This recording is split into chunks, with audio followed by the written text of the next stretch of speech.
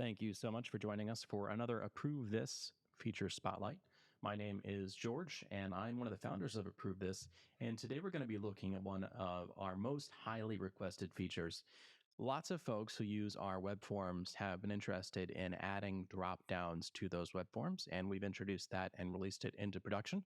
And I want to take you through that today. So let's jump over to a web browser here. We'll start on our dashboard and navigate to flows to look at all the approval flows available on this demo account. And I'm going to look at this expense report item right here. A lot of our finance users have been asking for this specifically so that they can do things like categorize vendors and categorize account numbers. So we can see on this expense report form, which is located at thebluthcompany.approvethis.com/expense reports, I can open that in a new window so we can keep an eye on what the production version of the form looks like. Let me hop back. And it's got about 5 forms. So as I open up the form builder, we've got the date of the expense, the amount spent, the justification, so on and so forth. Let's go ahead and add a new field right after amount spent. And that's what we're going to use the drop down for. So we'll create that and get our pop out here.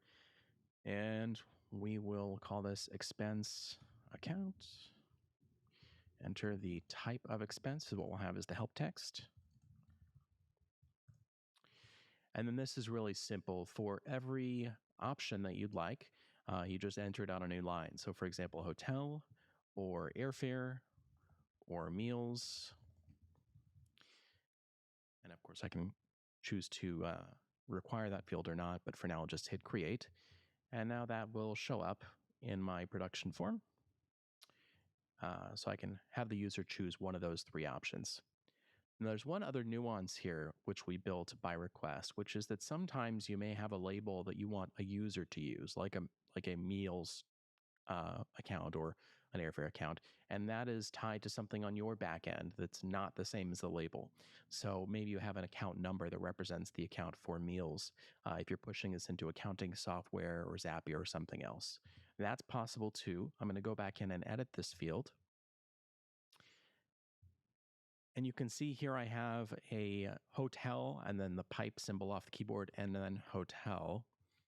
I can change this first one to a number or anything else that's more meaningful to me as the person receiving the request. So maybe hotel is account 456, and then meal is account 457, and airfare is account 458. When I save that again, importantly, the experience for the user doesn't change at all. They still see hotel, meals, or airfare. But what happens on the back end is when they submit that, it will come in using the value that you gave it. So it'll come in with those account numbers that we just assigned there. That is just about it for the drop-down experience. If you want to learn more about the form builder, we have videos about that, and we've got lots of new features coming out each and every week. Thank you so much for watching. If you have any questions, reach out to us at sales@approvethis.com or support@approvethis.com.